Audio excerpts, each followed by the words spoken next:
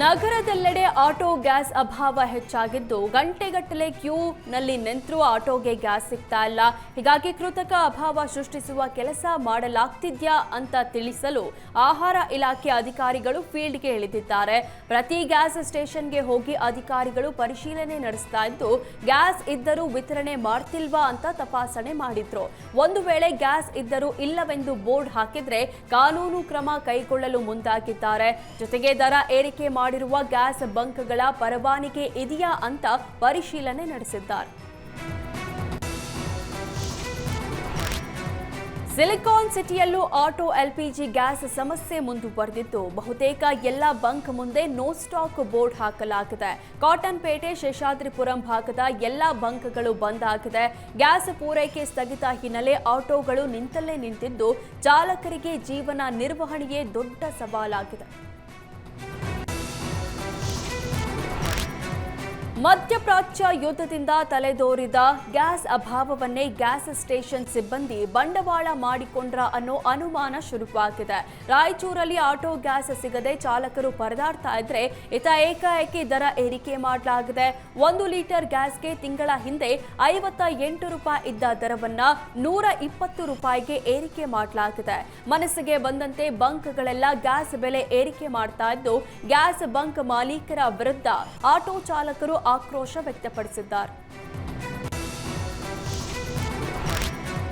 Gas ಬಿಕ್ಕಟ್ಟು ಸದ್ಯದ ಪರಿಸ್ಥಿತಿಯಲ್ಲಿ ಬಗೆಹರಿಯುವ ಲಕ್ಷಣ ಕಾಣ್ತಾ ಇಲ್ಲ. ಖಾಸಗಿ ಬಂಕ್ ಮಾತ್ರವಲ್ಲದೆ ಇದೀಗ ಸರ್ಕಾರಿ ಸ್ವಾಮ್ಯದ ಬಂಕ್ನಲ್ಲೂ ನೋ ಸ್ಟಾಕ್ ಬೋರ್ಡ್ ಹಾಕಲಾಗಿದೆ. ಚಾಮರಾಜಪೇಟೆ ರಸ್ತೆಯಲ್ಲಿರುವ ಭಾರತ್ ಪೆಟ್ರೋಲಿಯಂ ಬಂಕ್ನಲ್ಲಿ ನೋ ಸ್ಟಾಕ್ ಬೋರ್ಡ್ ಹಾಕಲಾಗಿದೆ. ಬಂಕ್ ಸುತ್ತ ಗ್ಯಾಸ್ಗಾಗಿ ಆಟೋ ಚಾಲಕರು ಕ್ಯೂ ನಿಂತಿದ್ದಾರೆ. ಗ್ಯಾಸ್ ಇದ್ರೂ ಕೊಡ್ತಾ ಇಲ್ಲ, ದರ ಏರಿಕೆಗೆ ಹೀಗೆ ಮಾಡ್ತಾ ಇದ್ದಾರೆ ಅಂತ ಚಾಲಕರು ಆರೋಪಿಸಿದ್ದಾರೆ. ಗ್ಯಾಸ್ ಸಿಗ್ತಾ ಇಲ್ಲ, ಬಾಡಿಗೆ ಇಲ್ಲದೆ ಜೀವನ ಕಷ್ಟ ಆಗ್ತಾ ಇದೆ. ಗ್ಯಾಸ್ ಕೊಡಿ ಅಂತ ಆಟೋ ಚಾಲಕರು ಸರ್ಕಾರಕ್ಕೆ ಮನವಿ ಮಾಡ್ತಿದ್ದಾರೆ. ಗ್ಯಾಸ್ ಸಮಸ್ಯೆಯಿಂದ ಆಟೋ ಚಾಲಕರ ಆಕ್ರೋಶದ ಕಟ್ಟೆ ಒಡೆದಿದ್ದು ಬಳ್ಳಾರಿಯಲ್ಲಿ ಆಟೋ ಚಾಲಕರು ಅಲವತ್ತುಕೊಂಡಿದ್ದಾರೆ. ಆಟೋ ಎಲ್ಪಿಜಿ ಸಿಗದೇ ಇದ್ರೆ ನೇಣು ಹಾಕಿಕೊಂಡು ಸಾಯಬೇಕು ಅಂತ ಆಕ್ರೋಶ ವ್ಯಕ್ತಪಡಿಸಿದ್ದಾರೆ. ಬಳ್ಳಾರಿಯಲ್ಲಿ 8,000 ಎಲ್ಪಿಜಿ ಆಟೋಗಳಿದೆ. ಎಲ್ಪಿಜಿ ಇಲ್ಲದೆ 3 ರಿಂದ 4 ಸಾವಿರ ಆಟೋ ನಿಂತಿವೆ. ನಿತ್ಯ ಆಟೋ ಓಡಿಸಿಯೇ ಜೀವನ ಮಾಡ್ತೇವೆ.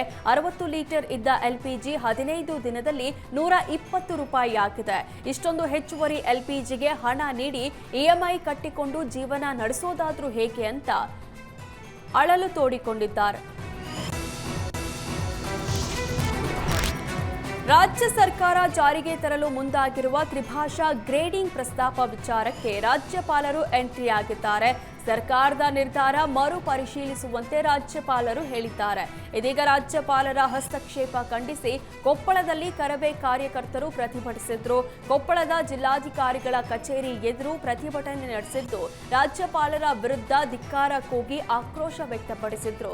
ಪ್ರತಿಭಟನೆಯಲ್ಲಿ ನೂರಾರು ಕರವೇ ಕಾರ್ಯಕರ್ತರು ಭಾಗಿಯಾಗಿದ್ದು ಪ್ರತಿಭಟನೆ ನಡೆಸಿ ಜಿಲ್ಲಾಧಿಕಾರಿಗಳ ಮೂಲಕ ಸರ್ಕಾರಕ್ಕೆ ಕರವೇ ಕಾರ್ಯಕರ್ತರು ಮನವಿ ಸಲ್ಲಿಸಿದ್ರು. ದೇಶದಲ್ಲಿ ಇಂಧನ ಅಭಾವ ಸೃಷ್ಟಿ ಬೆನ್ನಲ್ಲೇ ದರ ಕೂಡ ಹೆಚ್ಚಾಗ್ತಾ ಇದೆ. ಇಂಧನ ಅಭಾವಕ್ಕೆ ಪರ್ಯಾಯವಾಗಿ ಇಂಡಕ್ಷನ್ ಹೀಟರ್ ಉತ್ಪಾದನೆ ಹೆಚ್ಚಿಸಲು ಕೇಂದ್ರ ಸರ್ಕಾರವು ಹೆಚ್ಚಿನ ಮುತುವರ್ಜಿ ವಹಿಸ್ತಾ ಇದೆ. ಅಡುಗೆ ಅನಿಲದ ಮೇಲಿನ ಅವಲಂಬನೆ ಕಡಿಮೆಗೊಳಿಸಿ ಇಂಡಕ್ಷನ್ ಹೀಟರ್ ಮೊರೆ ಹೋಗಲು ಕೇಂದ್ರ ಮುಂದಾದ ಬೆನ್ನಲ್ಲೇ ಇಂಡಕ್ಷನ್ ಹೀಟರ್ ಮೇಲಿನ ಜಿಎಸ್ಟಿ ಕಡಿತಗೊಳಿಸುವಂತೆ ಲಾರ್ಮಾನ್ kitchen equipments private limited director Chandramouli ಮನವಿ ಮಾಡಿದ್ದಾರೆ. ಈ ಬಗ್ಗೆ ಸುದ್ದಿಗೋಷ್ಠಿ ನಡೆಸಿ ಇಂಡಕ್ಷನ್ ಹೀಟರ್ ಉತ್ಪಾದನೆಗೆ ಒತ್ತು ನೀಡಬೇಕು ಹಾಗೂ ಜಿಎಸ್ಟಿ ಕಡಿಮೆ ಮಾಡುವಂತೆ ಮನವಿ ಮಾಡಿದ್ರು. ಇಂಡಕ್ಷನ್ನಿಂದ ಎಲ್ಪಿಜಿ ಮತ್ತು ಇತರ ಇಂಧನಗಳ ಮೇಲಿನ ಅವಲಂಬನೆಯನ್ನ ಕಡಿಮೆ ಮಾಡಲು ಸಹಾಯ ಆಗುತ್ತೆ. ಇದರಿಂದ ದೇಶದ ಆಮದು ಹೊರೆಯನ್ನ ಕಡಿಮೆ ಮಾಡಬಹುದು. ಅಲ್ಲದೆ ಇಂಧನ ವ್ಯರ್ಥವಾಗುವುದು ದೊಡ್ಡ ಮಟ್ಟದಲ್ಲಿ ಕಡಿಮೆ ಆಗಲಿದೆ ಅಂತ ಹೇಳಿದ್ರು.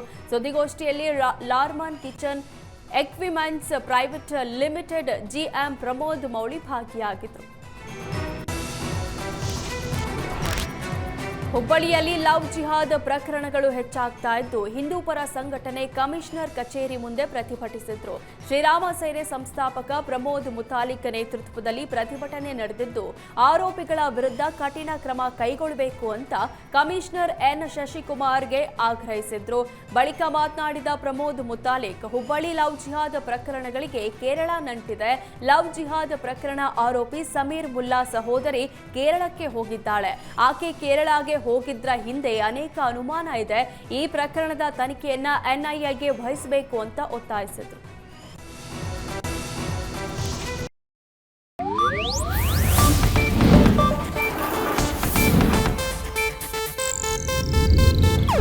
ಇದು ಏಷ್ಯಾನೆಟ್ ನ್ಯೂಸ್ ನೆಟ್ವರ್ಕ್ ಪ್ರಸ್ತುತಿ.